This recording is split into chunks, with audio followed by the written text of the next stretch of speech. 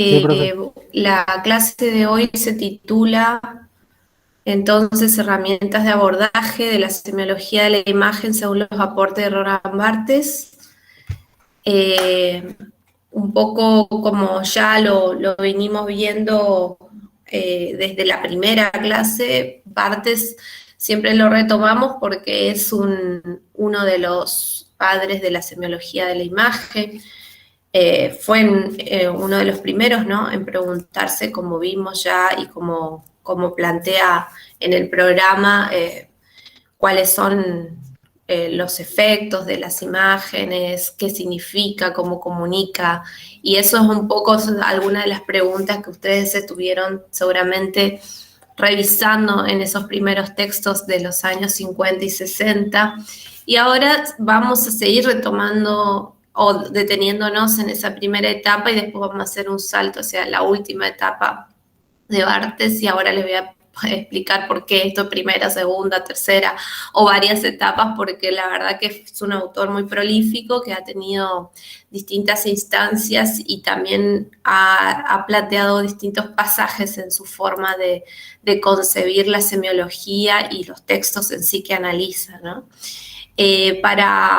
Para revisar un poquito, fíjense que cuando hablamos un poco de Peirce, habíamos hablado de la escuela anglosajona, bueno, y toda la parte de la concepción del signo desde la lógica, ¿no? Desde esa filosofía pragmática, que es la que le interesa a Peirce, y que esa línea, siempre insisto, porque, bueno, es una línea que en Peirce y en nuestra materia se retoma en Verón, que entonces eso van a ver la clase que viene, ¿sí? Esa línea es importante, digamos, tomar un poco, ustedes van a estar haciendo este parcial y van a ir viendo esta concepción de la semiosis en particular que que se va a apropiar, digamos, en la teoría veroniana en la clase que viene, ¿no? Y nosotros ahora vamos a seguir con esta línea europea, o sea, es decir, la teoría de Barthes no puede entenderse sin refrescarnos un poquito la memoria de lo que había planteado Saussure, porque de hecho Barthes retoma el concepto de signo elaborado por Saussure y lo complejiza, ¿no? Recuerden que entonces, si por un lado teníamos la filosofía pragmática y la lógica, por el otro lado, en el modelo de concepción de la semiótica, por la semiología francesa, lo que va a partir es desde el estudio específicamente de la lingüística. En el caso de Saussure entendió, digamos, ¿no?, que la lingüística podría ser parte de una semiología general, y ahora vamos a ver las diferencias de concepción en relación en lo que se retoma y también las diferencias de concepción según Barthes, ¿sí? Barthes es un semiólogo, ensayista, literario, crítico literario, y a él mismo le gustaba un poco esa posición desde el margen, ¿no?, de ir entrando y saliendo también de la academia, es decir, él tenía, era muy exitoso en sus clases se llenaban, y tenía la facilidad, a diferencia un poco de Peirce, ¿no?, que era bastante complejo, tanto en su texto como en su didáctica, ¿no?, y en su forma de enseñanza, en su forma de trasladar, digamos, esos conceptos tan complejos a la clase. Barthes era realmente una estrella en el aula, digamos, como hay pocas, ¿no? Y de hecho, eso hizo que mucha de la crítica literaria argentina haya estado influida por la por la teoría de Barthes y por todo lo que Barthes generaba en Francia.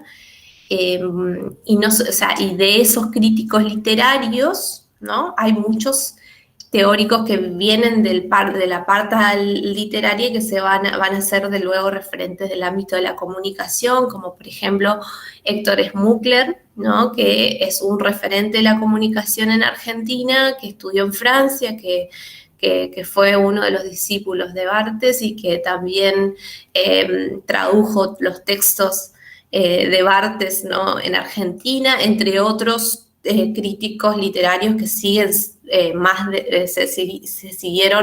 siguieron desarrollando su tarea o su labor en el campo de la crítica literaria y también los textos de Barthes llegaron muy rápido, sobre todo el grado cero de la escritura, que es uno de los primeros textos que rompe con todo, y va a ser como una Biblia en el campo de la crítica literaria, y luego las mitologías tenía toda esta influencia marxista, esta influencia de Brecht, esta influencia que retomaba, que no solamente planteaba una visión crítica de los discursos circulantes en las industrias culturales, sino que también tenía esta otra pata que es la de la formalización de un esquema analítico. Entonces era muy atractivo. Y eso, si ustedes agarran y descargan el libro de mitologías, que es lo que vamos a trabajar,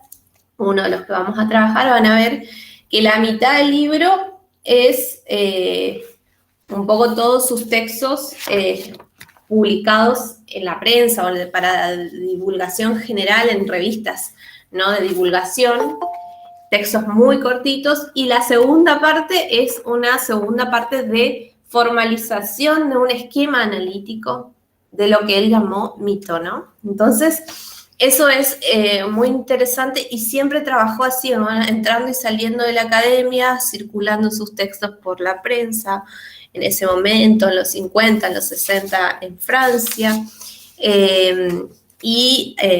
codeándose, ¿no?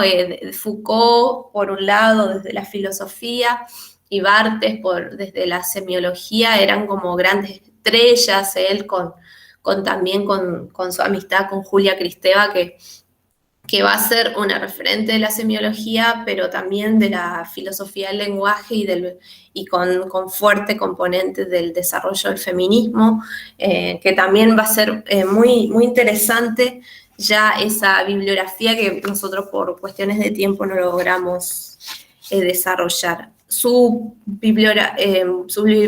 preguntas son disparadoras, ¿no? De muchas discusiones en torno a la imagen que hoy parecerían no ser tan relevantes, porque en realidad nos estamos situando ya, ¿no? Muy entrado el siglo XXI, me parece ser natural, entre comillas, lo voy a poner porque, bueno, la idea de lo natural también es algo que él discute mucho. Pero en ese momento, en los 50, en Francia, era un tema salirse de la lengua, de la hegemonía de la lengua y de la literatura para adentrarse en un campo que, así como su propia figura, que un poco eso de lo incierto, ¿no? De lo inclasificable, desde como él mismo se definía un poco jugando con esa autodefinición, ¿no? Él siempre plantea esto, digamos, que la autodefinición es como una especie de puesta en escena que se le tira, ¿no? al lector para ver qué el lector hace con ello. No hay nunca en Barthes va a haber una afirmación tajante de esto es así, ¿no? El mundo es así, el texto es así, sino que hay una especulación constante con bases fundadas, pero que siempre deja abierta, ¿no? Una puerta para la lectura, que es un poco lo más relevante, quizás de toda la carrera de Barthes. Entonces nosotros vamos a ver ahí una serie de etapas que la primera parte tiene que ver con ese grado cero de la escritura, donde él empieza a discutir la idea del lenguaje como natural, como dado y natural, para intentar, digamos, salirse de un esquema dominante de la crítica que lo que hacía era tomar un texto y, bueno, o como si fuese este cuadro de esta pantalla y decir, bueno, acá dice el deslumbramiento del lenguaje, bueno, aquí vamos a analizar, y no nos salíamos de esta pantalla. Lo que va a hacer Barthes es salirse de esa pantalla, o mejor dicho, llevar esta pantalla a el contexto, trasladarla o situarla en un contexto específico. Y eso abre terriblemente la lectura, ¿no?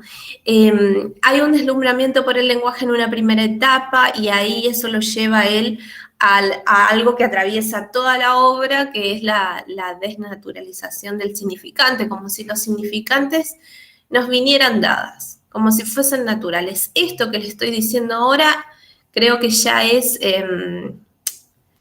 como, creo que dimos muchísimos pasos, sobre todo con las críticas, esto un poco por ahí, eh, eh, eh, Patricio me puede ir tirando puntas, porque creo que esta idea de la deconstrucción y la idea de la desnaturalización es como una moneda corriente hoy en la crítica gracias a toda la corriente de las reivindicaciones de género, el feminismo y sus derivas, ¿no? Los feminismos y sus derivas. Entonces me parece que es importante eso que van a ver allí, y con eso, bueno, un texto central para ver eso, bueno, el grado cero, obviamente, y las mitologías, que es lo que vamos a abordar. Perdón. En ese mismo momento, entre los 50 y los 60, está la etapa de la formalización de la ciencia de la semiología, que lo que hace es retomar ese modelo analítico de Saussure para incorporar aportes que pudieran dar cuenta de la especificidad, específicamente de objetos como la imagen, los objetos, valga la redundancia, la moda, son algunos de los campos de significación que él va a transitar. Y hacia una tercera etapa, que ya ahí sí podríamos situar la cámara lúcida, está la problematización del texto como práctica significante, es decir, como algo siempre abierto. Una de las cuestiones que él va a plantear desde lo primero a lo último es también acá en esta última etapa va a estar la muerte del autor. Es un texto que también lo pusimos y creo que está para bajar en el aula. ¿Por qué? Porque el autor va a dar lugar, ¿no? O sea, él se aparte del autor como genio, como el que tiene la palabra, para dar lugar al lector, ¿no? Para darle mayor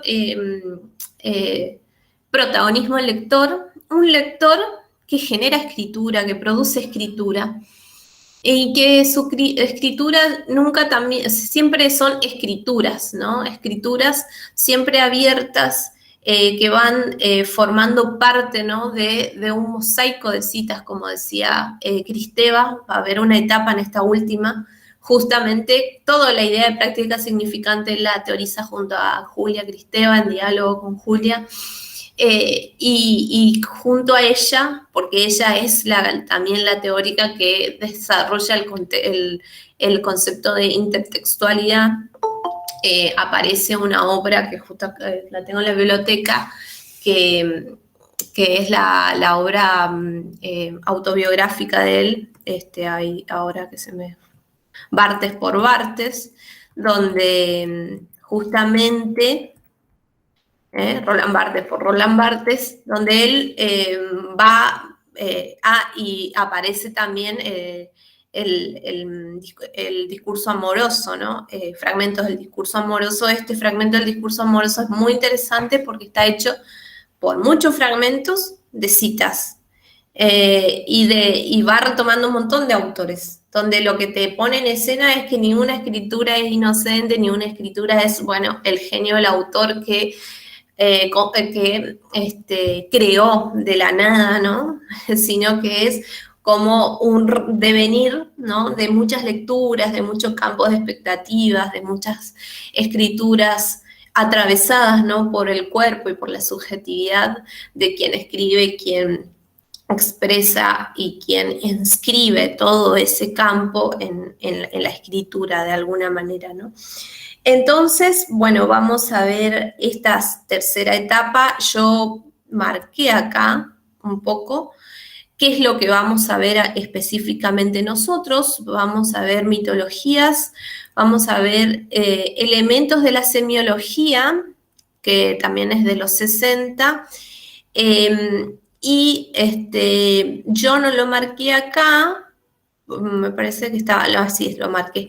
Lo obvio y lo obtuso, que también lo vamos a empezar a trabajar hoy, pero en realidad que es como una recopilación de varios textos, lo obvio y lo obtuso, y ahí nos interesan los dos primeros textos que son también de los 50, si bien es una compilación salida post-mortem ya,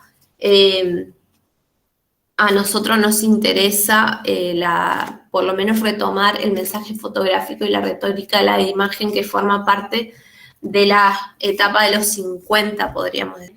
Bueno, entonces un poco eso es como una introducción muy, muy general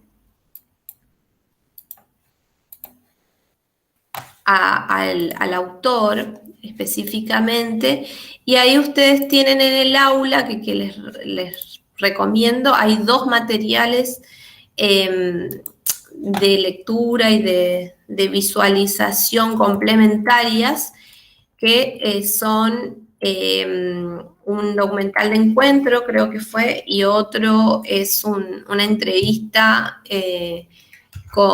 a escritores sobre justamente Barthes, que me parece que está muy bueno para revisar desde dónde escribe el autor. Eso es muy importante. Sobre todo, llegué un poco tarde a la discusión, pero me parece importante porque ustedes ahí no va a ser un texto aséptico, sino que les permite, ¿no?, recuperar la densidad histórica y la trayectoria que va atravesando esos textos específicamente. Y bueno, entonces vamos a tomar mitologías, elementos de la semiología, que es el texto que ustedes también lo tienen en el aula, donde se va a desarrollar la idea del signo específicamente. Y lo obvio, bueno, lo dije, y la cámara lúcida vamos a trabajar específicamente dos conceptos porque no nos da más el tiempo, que son el studium y el puntum, ¿sí? Bueno, acá está todo lo que les decía. Bueno, signo semiológico, denotación, connotación, que son los dos elementos que Barthes va a incorporar al signo semiológico, ahora lo vamos a ver. Polisemia, anclaje, relevo están presentes en la retórica de la imagen y en la retórica de la imagen específicamente. La idea de mito, la idea de tercer sentido, y studium y puntum, bueno, son algunos de las categorías. Bueno, retomando la primera parte, como les decía, así como Saussure pensó que la lingüística podría ser parte de una semiología general, ¿no?, esa ciencia que estudia la vida de los signos en el seno social, para Barthes, él tenía en una primera etapa un anclaje en la lingüística muy fuerte. Él pensaba que la lingüística no es parte de la semiología, como planteara Saussure, sino que es la semiología la que forma parte de la lingüística, o más bien de una translingüística, y eso venía a colación a que nada no existe para él el sentido por fuera de la lengua, ¿no? O sea, todo cobra sentido cuando es hablado, cuando es atravesado por el sistema de la lengua. Esa es la primera concepción que él tiene. Y él, si bien empezó a desarrollar el sistema de significación de las imágenes y de los objetos, él entendía que siempre estaban siendo mediados por el lenguaje, ¿no? Por eso dice, bueno, parece cada vez más difícil concebir un sistema de imágenes u objetos cuyos significados pudieran existir por fuera del lenguaje. Algunas influencias importantes, bueno, ahí Hempstead le va a servir específicamente para toda esa etapa de formalización, y Greimas, por supuesto, van a ser influencias muy importantes, ¿no?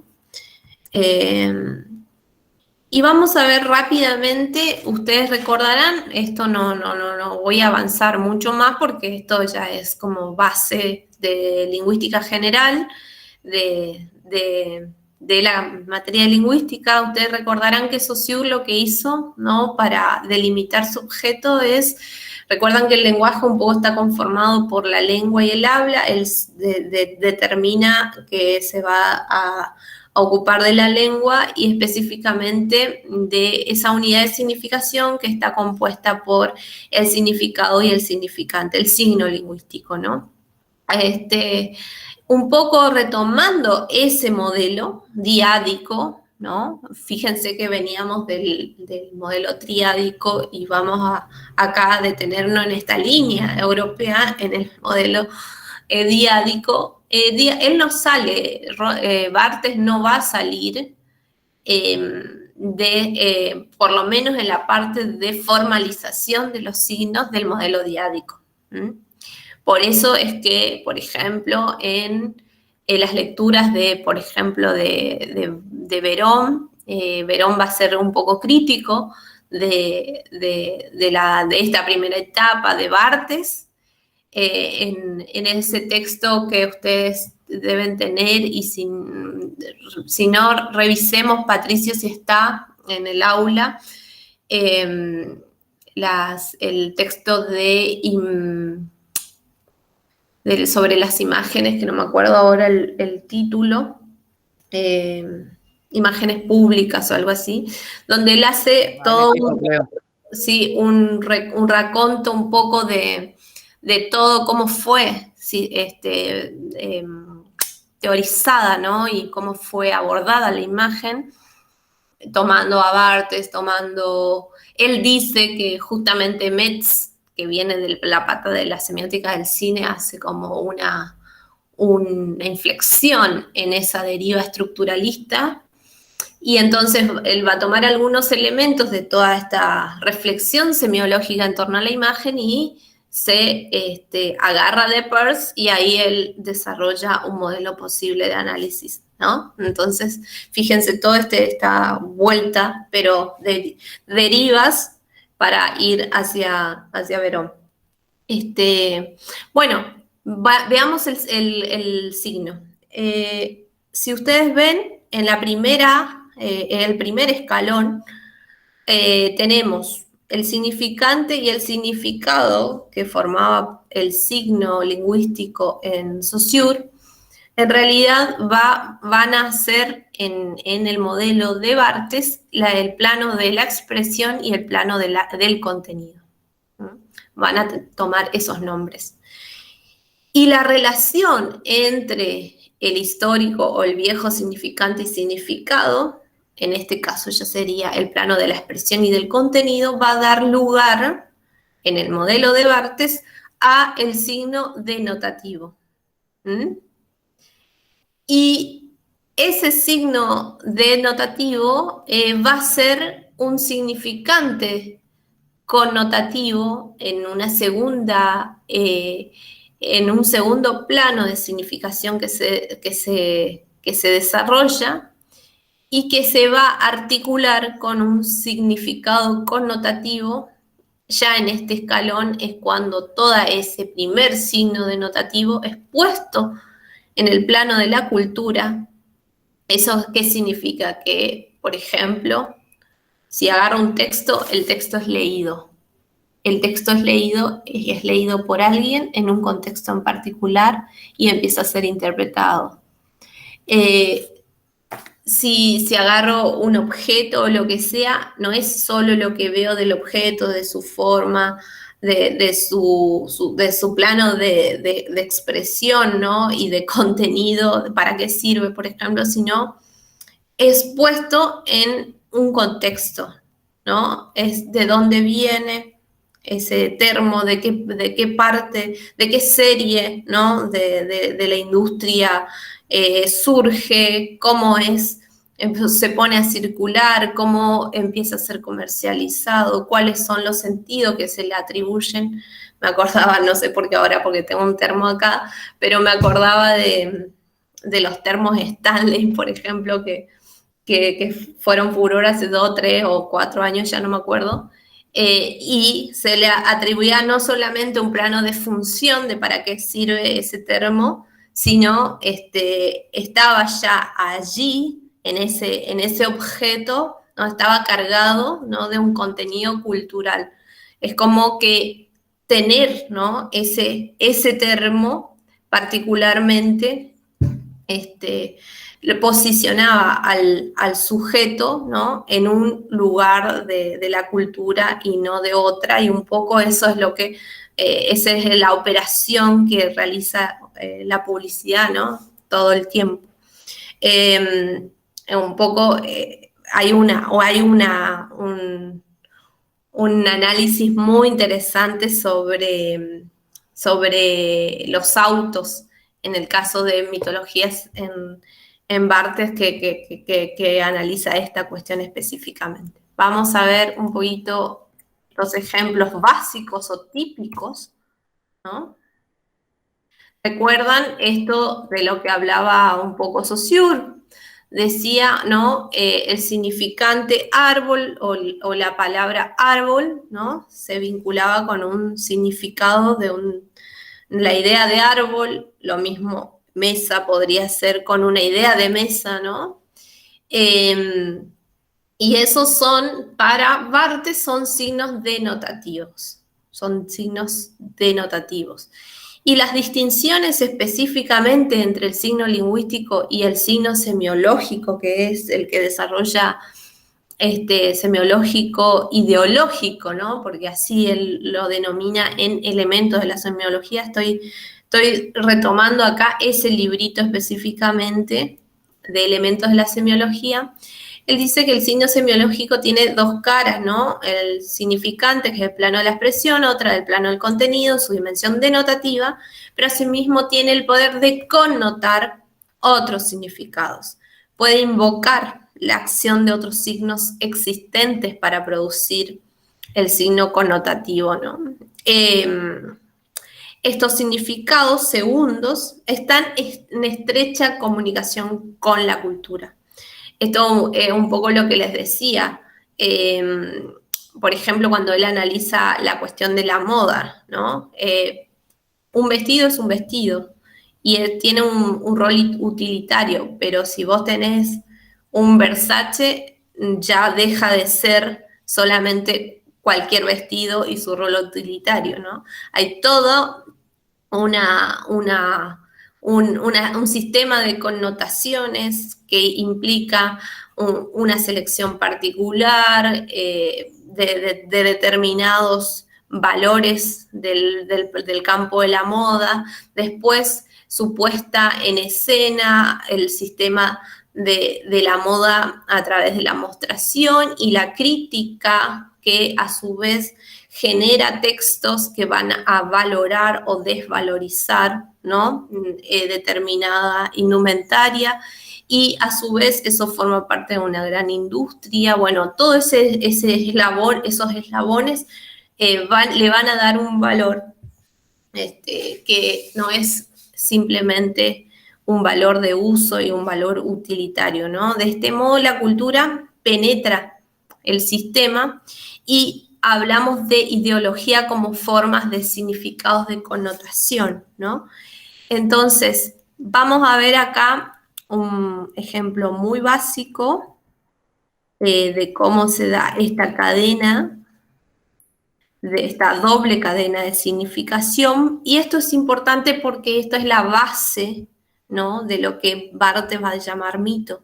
Tenemos el primer eslabón, ¿no? El plano de la expresión, que puede ser la palabra león. El plano del contenido puede ser una idea de león que tenemos nosotros, y en este caso solamente pusimos a modo ilustrativo una fotografía, pero ese signo denotativo, ¿no? Se pone en relación con un signo connotativo, que este signo connotativo en realidad no es inocente porque ya es ese león, esa idea de león atravesado por el plano de la cultura, que dicen que, bueno, yo digo león y digo, bueno, el rey de la selva, digo ferocidad, digo valor, digo poder, entonces puede connotar el signo denotativo león puede connotar poder. Entonces yo puedo utilizar ya ese significante, ¿no? Como sinónimo de poder. Pero todo eso no es inocente. Eso fue atravesado por el plano de la cultura.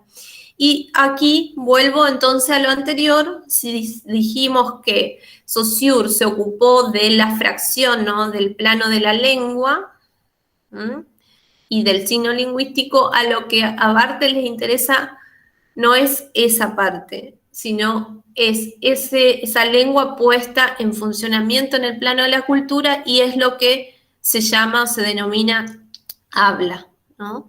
Por ejemplo, el mito, que es una representación social, simbólica, ¿no?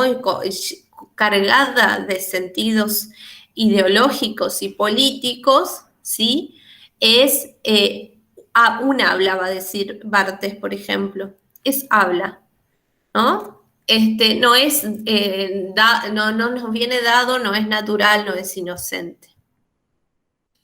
Bueno, en síntesis, si el signo saussuriano era más abstracto, el signo semiológico de Barthes es ideológico y está vinculado con los usos y las apropiaciones. Perdón. Asimismo, es arbitrario, pero también es motivado, y acá entra a jugar también la cuestión de las imágenes que él va a desarrollar. Vamos a un ejemplo práctico que esto él lo desarrolla en la retórica de la imagen, ¿no? Y el mensaje fotográfico específicamente. No, sí, la retórica de la imagen. Y vamos a ver el análisis de la publicidad. ¿Por qué a Barthes le interesa el análisis de la publicidad? Es lo primero que va a analizar. Luego pasamos al mensaje fotográfico, ¿no?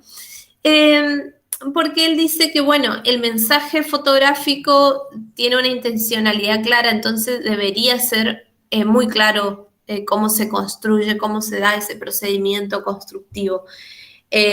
Por eso él desarrolla este ejemplo que ahora vamos a revisar específicamente. Y él, en la retórica de la imagen, que esta es una publicidad de las pastas Panzani, ¿no? Él en la retórica de la imagen va a decir que específicamente aquí vamos a ver tres tipos de signos y de tres mensajes, ¿no? Donde vamos a distinguir específicamente signos y tipos de mensajes y niveles. En el primer nivel hay uno lingüístico, ¿no? Un mensaje lingüístico es lo que él llama mensaje lingüístico, que se refiere, bueno, a la leyenda marginal, un poco que aparece allí en francés. Es el nombre de la firma, por el otro lado en las etiquetas que están en los productos, ¿sí? Ese nombre, si nosotros lo decimos, ¿no? Panzani o Panzani, no me sale bien en el italiano, en sí tiene una asonancia específica y ya remiten a la italianidad, que es el signo connotativo que él va a empezar a desarrollar a partir de cada uno de estos elementos. En el segundo nivel vamos a encontrar un mensaje icónico, ¿no? Que el mensaje icónico es codificado y es simbólico. Ahí vamos a identificar una serie ya de signos discontinuos, ¿no? Que se ponen en juego, que se ponen en relación. En primer lugar, vamos a ver esa suerte de red, ¿no? La red que auspicia de bolsa, ¿no? De supermercado, y es el modo en que está dispuesto, abierto allí sobre la superficie. Según Barthes, lo que estaría aludiendo, es a una suerte de regreso, ¿no? Del mercado. Y esa red entreabierta se va a articular a su vez con una suerte de una serie de productos, ¿no? Naturales, las frutas, ¿no? El tomate y las verduras, el ajo, la cebolla, el pimiento, que lo que va a connotar, según Barthes, es la frescura, ¿no? La frescura de los productos. Entonces tenemos una vuelta del mercado con la frescura del producto, y esto a su vez va a connotar la existencia posible, ¿no? De una preparación casera de esas pastas. Ese sentido de preparación, bueno, se va a reforzar con las latas y con el queso y demás, que está contaminado de alguna manera por la frescura de las verduras, frutas, de las verduras naturales, digamos, que aparecen ahí en pantalla. Y a su vez esto todavía no entramos en el color, pero si ustedes ven los colores, ¿no? El rojo, el verde y el amarillo va a formar una tríada que son las franjas también de la bandera italiana. Entonces, no solamente había una asonancia específica vinculada al signo lingüístico de las etiquetas y de la leyenda, sino también acá el color va a ser central, ¿no?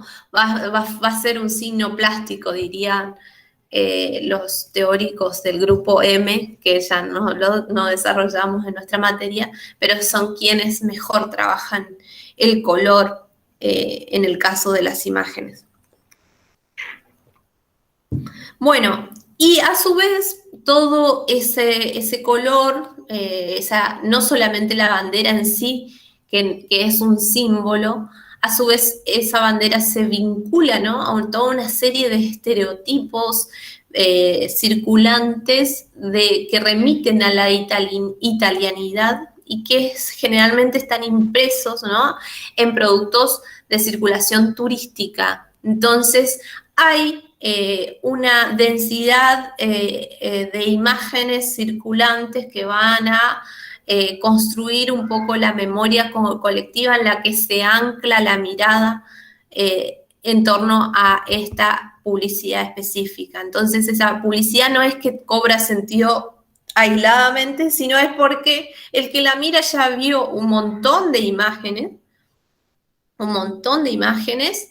y un montón de cuerpos circulantes con esos colores, o sea, hay como una serie de estereotipos que fueron también acumulándose en la memoria colectiva, y entonces cuando nosotros miramos la fotografía, eso se activa, ¿no? Entonces ahí se pone en funcionamiento también la connotación. Bueno, hay algo muy importante quizás acá, que es todo eso, el conjunto, te pone en escena todo lo que necesitas, ¿no? Para hacer las pastas, ¿no? Un servicio completo. Pero además la construcción de la fotografía toma elementos, ¿no? Elementos estéticos, ¿no? Que tienen que ver con se construye a partir de un género heredado de la pintura, ¿no? El género del bodegón. Entonces, hay ahí un trabajo, una composición, ¿no? De la naturaleza muerta, del bodegón, del heredado de la pintura, que se pone en escena. Y todo eso está completamente codificado, ¿no? El mensaje codificado.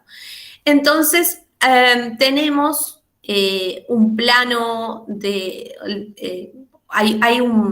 ese plano connotado, va a decir Barthes que se articula de alguna manera, ¿no? A otro icónico no codificado, que es un mensaje literal, y esto es, bueno, el código no, digo, el plano icónico no codificado es lo que, a lo que Barthes, o como Barthes, en esa primera etapa de su análisis, consiga la fotografía específicamente, ¿no? Entonces él dice, bueno, que todo eso codificado es como que se articula, ¿no? A un plano de la expresión icónica no codificada, que sería la fotografía, porque él, y ahí sí avanzamos hacia el textito, el mensaje fotográfico, él dice que la fotografía es un mensaje sin código por lo análogo, ¿no? Lo análogo, que es un análogo perfecto de lo real. Entonces, de alguna manera, lo que va a decir Barthes es que la fotografía se hace cargo allí de ese sistema de significación segundo o cultural, que sería todo esto que les estaba comentando.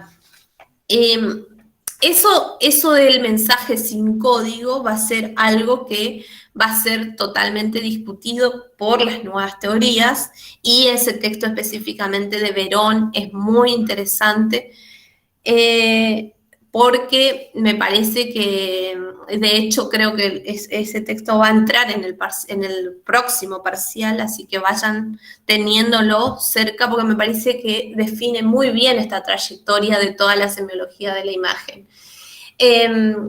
Porque en realidad lo que plantea un poco Barthes es que es un mensaje continuo, análogo, al que se le suplementa, ¿no?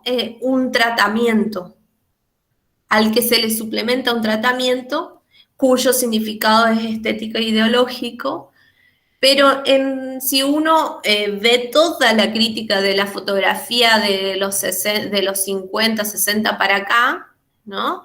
Va a ver que en realidad desde el mismo recorte ya, desde el mismo recorte que implica, desde la misma captura, es decir, bueno, tomo esta fotografía, tomo este recorte de la realidad y no otro, y ya está apelando a una codificación. Entonces, ahí se entran en debate, digamos, toda una serie de críticos teóricos y demás que ya nosotros no lo damos por cuestiones de tiempo, pero bueno, este era el modelo en ese momento, ¿sí? Hasta ese momento. Entonces, él planteaba que un poco la paradoja de la fotografía era que era un arte imitativo que conlleva un mensaje denotado, es decir, sin código, como un análogo perfecto de lo real, y otro connotado, que sería como el tratamiento asociado a los valores culturales. Él lo que dice es como un poco, a ver, ¿cuáles son los tratamientos asociados a los valores culturales? Eso que les planteaba con esa publicidad, ¿no? Es decir, cuando digo, voy a hacer una puesta en escena, retomo el modelo de la naturaleza muerta, retomo, bueno, cómo voy a hacer la puesta, desde el mismo telón, ¿no? Rojo, que va a resaltar todos los elementos específicamente.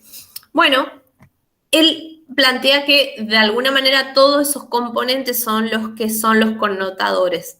No hay un análisis todavía acá desde el mismo recorte del minuto 1, ¿no? Sino todos los anexos, digamos. Vamos a ver rápidamente los procedimientos de connotación, y con eso vamos saliendo ya un poco del mensaje fotográfico. El trucaje, ¿no? Que tiene que ver con la intervención en la foto, la pose, Esto se usa mucho, obviamente, para las campañas, esas actitudes estereotipadas y para el retrato en general, ¿sí? No solamente para la campaña. Los objetos que son inductores de asociaciones o ideas, que eso está... Si nosotros tendríamos que ir cliqueando y identificando cuáles son los procedimientos de connotación en la publicidad anterior, vamos a decir objetos como primera medida, porque no serían, o sea, el tomate, las verduras, las etiquetas, etcétera. Bueno, todo eso son la pasta misma. Son inductores de asociaciones o ideas. Decimos pasta, decimos Italia, italianeidad.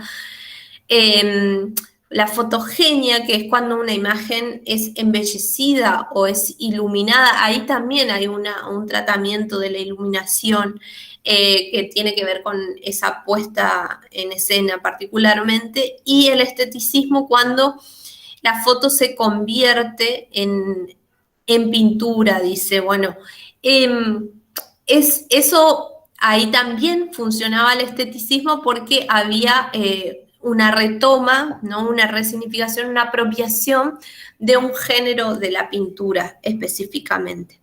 Y la sintaxis, que ahí no se ve muy bien, pero eso significa que, y eso lo tienen que analizar cuando analicen las campañas, porque en general, ¿no? Porque la imagen no es una imagen aislada, sino que forma parte de una serie, ¿no? Y cobra de una serie y de una secuencia y cobra valor y cobra significación en la serie y en la secuencia.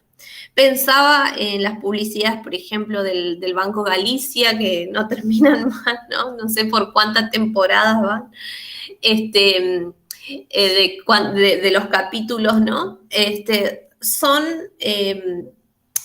ya miniseries hechas publicidad que en realidad cobran sentido por su continuidad, no es solo un clip, sino en relación a.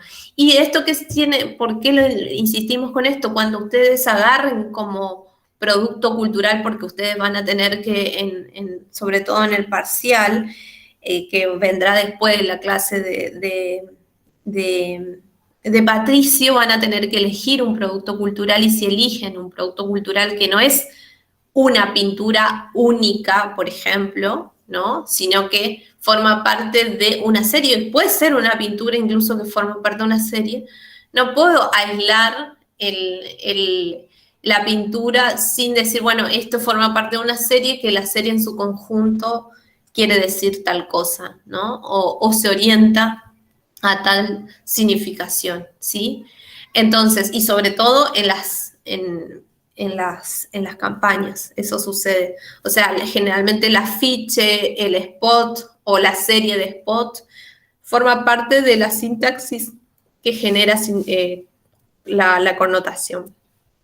Bien, bueno, llegamos hasta acá. Acá quisiera que vamos a saltear un poquito esto, porque esto va a formar parte de lo que ustedes van a tener que desarrollar en el práctico, es decir, van a tener que definir un poco, van a ir a la última parte del libro de mitologías. La última parte del libro de mitologías, donde él desarrolla el concepto de mito, es decir, a partir de esa estructura del signo del que estuvimos hablando, él va a decir, bueno, es un sistema de significación, un mensaje, pero sobre todo es un habla, ¿no? Y lo importante es que no es solamente lingüístico, sino que puede tomar forma oral, escrita, puede ser una imagen, una serie de imágenes. Y un concepto central es el del metalenguaje, ¿no? Y el mito es importante al ser desarrollado por nosotros y nosotras, porque generalmente el mito tiene una particularidad, es que tiene una alta circulación social, y entonces ha sido naturalizada justamente por esa circulación social. Y de alguna manera llega a nosotros despolitizada, ¿no? Y eso es lo que la teoría crítica o la crítica cultural lo que hace es desmontar y decirte, mira, no es tan natural esto que la sociedad, que un sistema, ¿no? Social, cultural, que puede ser un sistema en términos generales o que puede ser, por ejemplo, específicos, por ejemplo, la familia, la religión, la escuela, etcétera, que te presentan como natural o como normal, pero no es normal, ¿no? Tiene una politicidad justamente que se orienta justamente a abolir la complejidad de los actos humanos, porque justamente simplifica. Esa es una operación muy común en los medios masivos, o sea, necesito tomar una idea que es muy compleja y simplificarla, ¿no? Achatarla lo más posible y llega al consumidor lo más achatada posible, ¿no? Muy propia también del funcionamiento de la industria cultural en general, no solamente de los medios tradicionales y sobre todo ahora, eso es importante, es una dimensión importante a analizar en los spots, por ejemplo, de 5, no sé qué estuve viendo, de 5, 10 segundos a máximo 50, ¿no? Segundos, que ya no son los spots de antes, no es dicen que soy aburrido, ¿no? De la Rúa, no me acuerdo cuánto duraba ese spot, pero claramente no tiene nada que ver con lo que estamos viendo actualmente.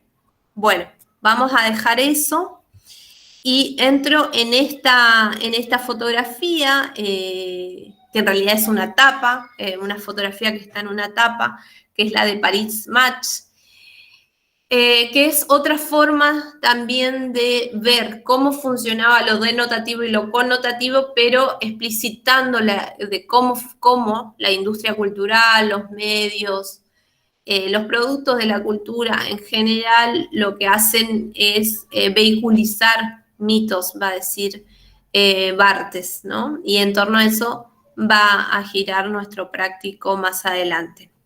Él va a ver específicamente ahí varios planos o niveles de análisis. Uno es el significante, que puede ser la fotografía, ¿no? Solamente vamos a analizar la fotografía en este caso.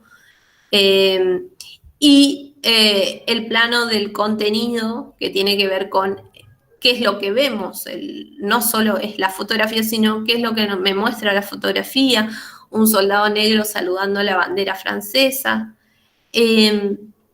La relación entre ese plano de la expresión y del contenido va a dar lugar, va a relacionarse con un significado segundo, ¿no? Que es el plano connotativo. Y ahí Barthes dice, ¿no? En ese análisis de los mitos que está acá en la segunda parte, que tienen que leer ustedes más adelante, que justamente todo eso que vemos, que parece muy inocente, por la relación de cuál era el contexto que se pone a circular en ese, o sea, cuál era el contexto de producción de la revista en ese momento, cuál era la posición de Francia en términos geopolíticos y que, digamos, cuáles eran las guerras que estaban disputando Francia y cuál era la posición, ¿no? De Francia en relación a las minorías. Lo que Barthes dice allí es que lo que nos dice esa fotografía en esa etapa es que Francia tiene un gran imperio, ¿no? Y que todos sus hijos, sin la distinción de color, sirven fielmente bajo la bandera francesa y que no hay, ¿no? Una mejor respuesta a los críticos del colonialismo que este soldado sirviendo a sus supuestos opresores. Y esto venía a colación de toda una discusión de justamente el lugar imperial de Francia y que no es inocente de que no se elija para la tapa, no sé, cualquier otro soldado, ¿no? Blanco, y adulto, sino no es inocente la elección de un soldado negro, ¿no? Y un niño, ¿no? Soldado, básicamente. Entonces, es importante revisar esta cuestión porque él dice, si tomamos el primer nivel y el segundo nivel, estaríamos hablando de francesidad, de militaridad, pero también de imperialidad, ¿no? Como connotación, ¿sí? Bueno, dejo mitologías. Ah, ahí les digo esto, que fotogenia, vamos dentro de mitologías.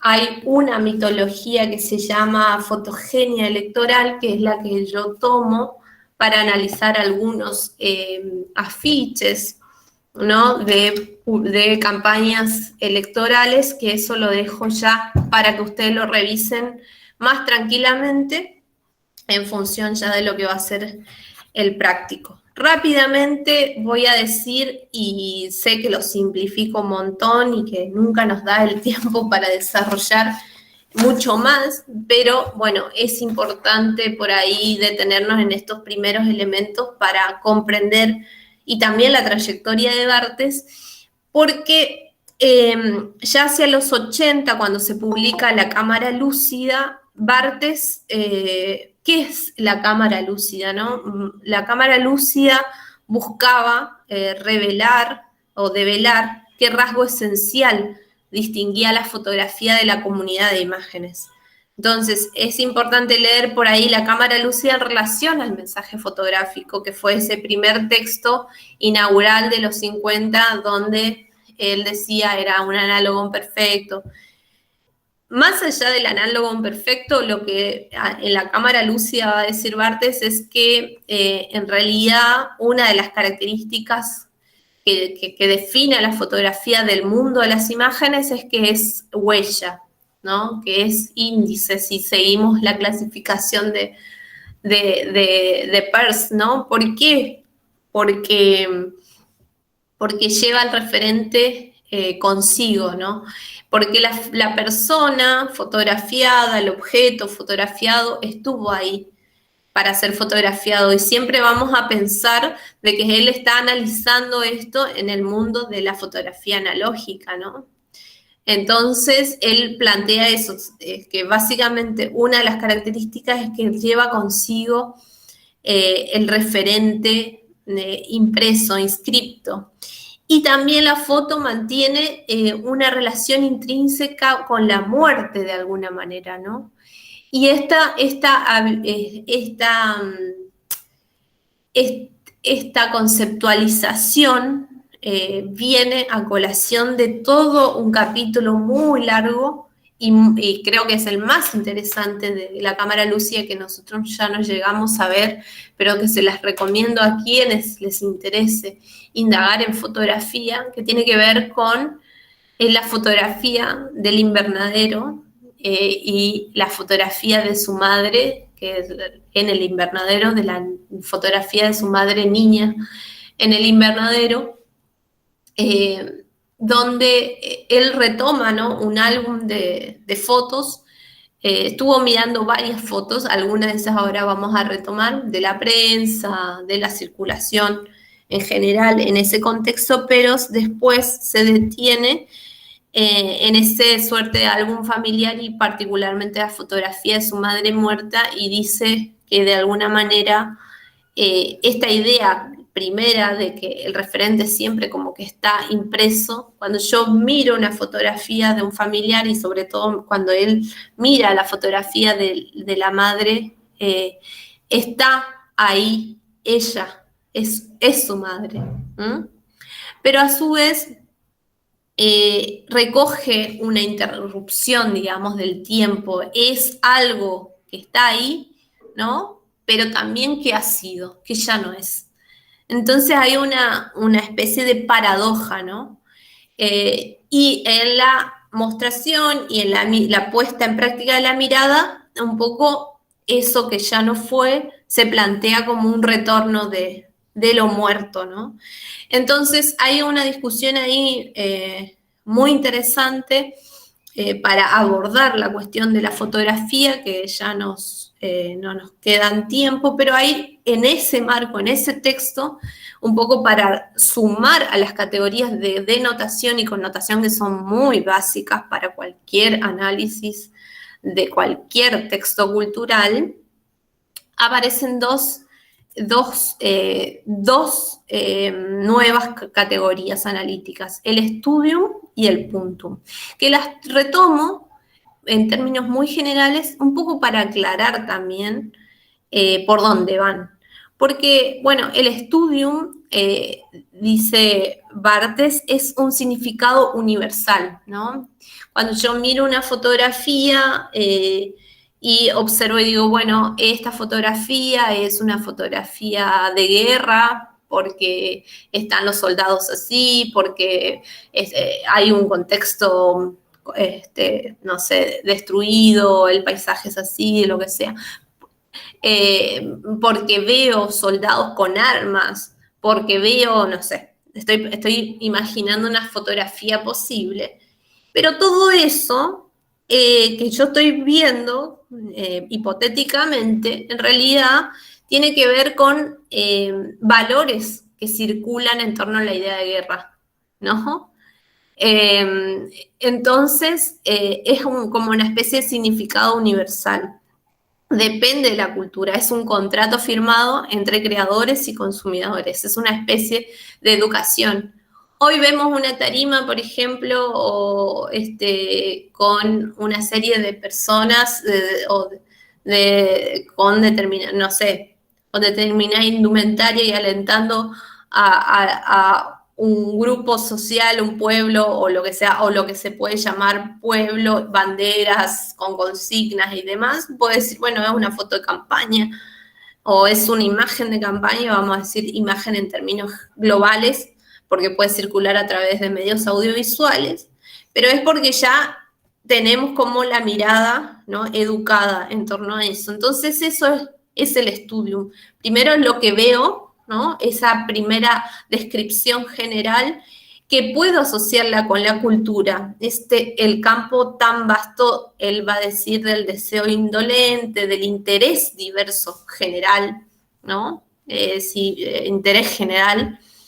Y él, para distinguirla, ¿no?,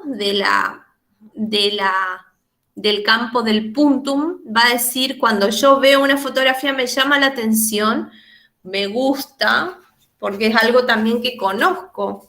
Y él lo que hace en toda la cámara lúcida es ir revisando fotografías. Y dice, bueno, esto me interesa, creo, y él nunca da certezas, aseveraciones, digamos, certeras, sino que incluso va cambiando en su lectura de las categorías. Y él va a decir, bueno, esto pertenece al plano del to like, no del to love, o sea, el plano del me gusta y no de lo que amo, del amor. Por ejemplo, en esta fotografía, fíjense, voy a saltar ahí porque no lo veo bien. Decía, hojeaba una revista ilustrada, una foto me detuvo.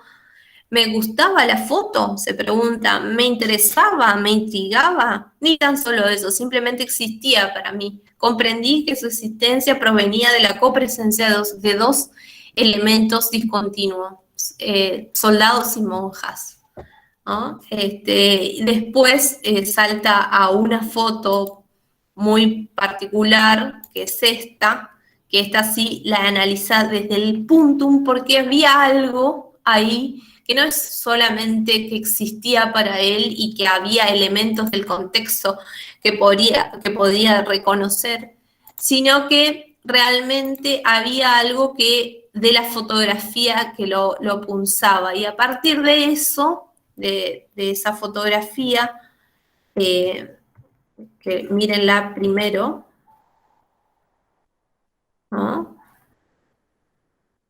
este retrato de familia, mirando detenidamente, ¿no?, él va a reconocer allí, dice, lo que me punza, es curioso decirlo, es el enorme cinturón de la hermana o de la hija o negra nodriza, sus brazos cruzados detrás de la espalda, a la manera de las escolares y sobre todo sus zapatos con tiras. Dice primero eso y después, como mirándola más, al leer la foto creía haber localizado lo que me conmovía, pero esa foto ha fermentado en mí y más tarde he comprendido que el verdadero puntum era el collar que la negra llevaba a ras de cuello, pues sin duda se trataba del mismo collar, un delgado cordón de oro trenzado que había visto siempre llevar por una persona de mi familia.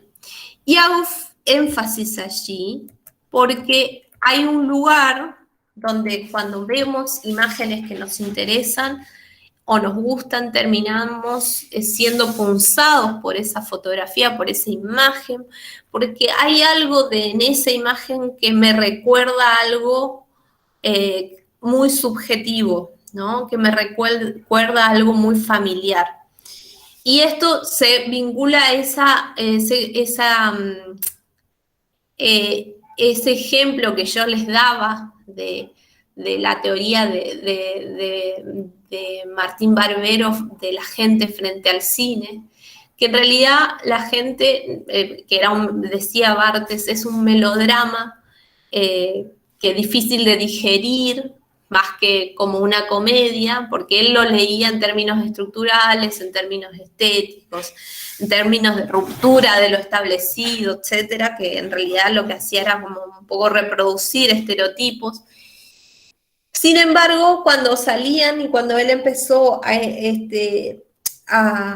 cuando salían del cine y él puso a una serie de estudiantes a hablar con los espectadores, por ejemplo, él destaca que uno de los entrevistados le dice por qué le gustó, o sea, estaba emocionado. Entonces le preguntan, ¿y por qué se emocionó? Y porque vi un perrito en la pantalla que era o sea, el perrito de, no sé, la escena X, muy parecido a mi perrito, que mi perrito se llamaba así, que el perro que me acompañó toda la vida, un perro que no era central en la historia, en la diagramación de la historia que se estaba contando en el film.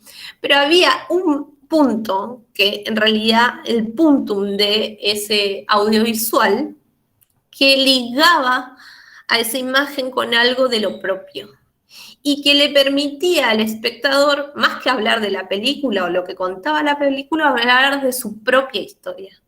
Y eso es lo que Barthes hace cuando habla de más adelante en el texto de la foto del invernadero de su madre, que no la muestra, porque en realidad lo que está haciendo es decir, bueno, la fotografía a mí me sirve como disparador para hablar de mi propia historia, ¿no? Y que lo que él veía no podía ver el común general de los espectadores, ¿no? No es studium, es puntum. Y ahí vamos rápidamente al concepto y con eso vamos cerrando, ¿no? El puntum, que viene justamente del latín, que significa picadura o punzada, es ese elemento que viene a dividir o a expandir, a perturbar el estudio. Es decir, esta vez no soy yo quien va a buscarlo y que va a identificar elementos del contexto que le permiten decir, bueno, esta fotografía es de guerra, esta fotografía está ubicada acá, ¿no? Esa intelectualización también del discurso en torno a la imagen. Es él quien sale a la escena, ese punto, sale a la escena como una flecha y viene a punzarme. Flechazo, agujero, pequeña marca, pequeño corte y también casualidad. El puntum de una foto es ese azar que en ella me despunta. ¿Por qué insistimos en esto? Porque probablemente si ustedes pongo una serie de fotos y les digo, bueno, analícenme el estudio ni el punto. Y puede ser que no exista punto para ustedes en ninguna fotografía porque nada les punza, porque nada se vincula con algo, ¿no? Subjetivo que realmente los conmueva.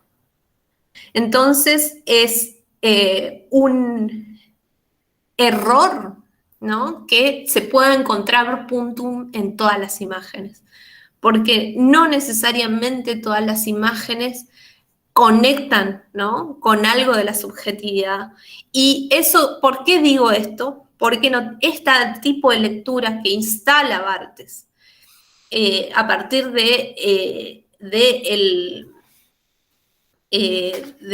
este texto, ¿no? De la cámara lúcida, se desprende y no tiene nada que ver con la primera etapa de los 50 y los 60, donde era como diseccionaba la imagen y decía, bueno, disecciona esta imagen.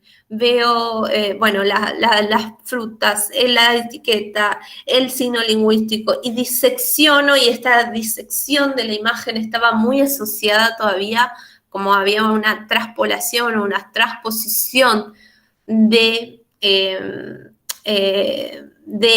análisis literario a la imagen, ¿no? Que es otro de los componentes que va a criticar Verón. En este caso no, en este caso es una lectura subjetiva que no pretende intelectualización, que pretende dar ese pasaje entre, digamos, la mirada objetivizada, ¿no?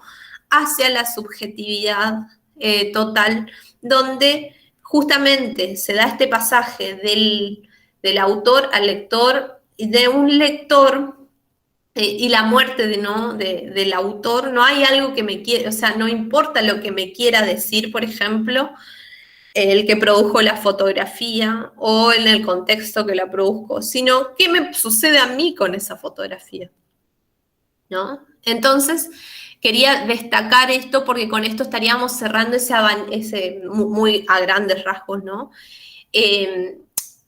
Ese arco que va desde un plano, desde un primer plano donde Barthes disecciona la imagen, donde busca su esencia, donde busca formalizar determinados conceptos para abordarla y para dar un discurso científico, ¿no? En torno a esa imagen, y después se vuelca al plano de la experiencia. ¿Qué me sucede a mí cuando veo esa imagen? Y que lo que yo siento no tiene nada que ver con lo que puede sentir el otro, ¿sí? Bueno, hasta acá llegamos. Voy directamente ya rápidamente al práctico. Díganme si hay alguna pregunta o consulta en torno a lo que estoy desarrollando, pero quiero contarles y quizás ahí les surja alguna duda o pregunta también. Vamos a desarrollar el segundo práctico. Primero, en relación a la fecha, voy antes del contenido, porque, como les había dicho en la clase pasada, el 17, ¿no?, de septiembre, que es viernes, es en teoría, ¿no? Digo en teoría nuestro feriado porque en realidad vamos a estar participando de unas jornadas de semiótica, de cátedra de semiótica, que ahí ya le voy a pedir a Vero o a Facu o al mismo Patricio que suban el programa ahí en el Facebook para quienes les interese. Pero bueno, en teoría es nuestro día, así que en teoría no vamos a estar dando clases. Además, el aula no va a estar funcionando. Entonces, van a tener toda esa semana, porque además van a tener toda esa semana para desarrollar el parcial, ¿no? Y que nos van a entregar el 17, que debería ser la fecha, que debería ser como son todos los viernes, y van a entregar el lunes siguiente, digamos, al 17. Pero a su vez, ya van a tener disponibles el trabajo práctico 2, que recuerden ustedes que a diferencia de los parciales que tienen 2 semanas para desarrollar, el trabajo práctico se tiene 1 semana para desarrollar. Entonces, ese práctico, contando del 17 al 24, van a tener hasta el 24 a las 23:55 para la entrega virtual, que va a ser un foro como el anterior. Y lo que van a hacer es un poco repasar esto que vimos hoy, pero la idea es que ustedes puedan leer, ¿no?, el mito hoy, que es la segunda parte de mitología, o sea que lo primero que tienen que hacer para desarrollar este práctico es bajarse el libro Mitologías. Fíjense el mito hoy, vean estos elementos que yo les decía, cómo se configura el mito como sistema semiológico, segundo, ¿no?, como metalenguaje, etcétera. Y eso es para que ustedes lo tengan fresco, digamos, en términos conceptuales, y luego van a desarrollar, van a elegir uno de los mitos, cualquiera de los mitos que Barthes desarrolla en la primera parte, ¿no? Hay varios. Yo elegí para el video que vamos a subir la de fotogenia electoral. Que él desarrolla ahí es la idea de fotogenia electoral. Ustedes pueden elegir cualquiera, ¿no? ¿Para qué es esto? Simplemente para que me digan, bueno, elijo el mito juguetes. En el mito juguetes, en tal parte, fracción, dice, bueno, los juguetes se construyen así, así, así. Eso es lo denotado. Pero los juguetes, en realidad, lo que, según la cultura francesa, pequeño burguesa, lo que está haciendo es vehiculizar ciertos estereotipos ideológicos ligados a, donde dice eso Barthes, dice, bueno, esto es lo connotado. Es un ejercicio, no más, por un lado, para acercarse al texto y ver cómo Barthes analiza en 2 páginas, o en 1.5 incluso, cada una de las mitologías de la cultura. Y luego sí, ustedes ya para la segunda parte van a elegir una publicación gráfica, que puede ser como una tapa, como lo de El niño de la venia, puede ser la de Paris Match, ¿no? Puede ser una tapa, una revista o un diario, o puede ser un afiche cualquiera publicitario de cualquier marca comercial, o de propaganda política, ya que estamos en el contexto eleccionario, o bien puede ser un spot de publicidad comercial o de propaganda, ¿sí? Y lo que van a hacer es hacer lo mismo que hicieron en la primera parte. Es decir, bueno, ¿cuál es lo denotado? Es decir, los elementos de denotación, y cuáles son esos elementos en conjunto articulados que connotan, ¿no? Entonces ahí dice, bueno, reflexione qué denota y qué connota la pieza elegida. Cada una de las partes no va a superar más de 400 palabras, es decir, que es cortito, puede ser menos también. ¿Sí? Bueno, eso sería hasta ahora.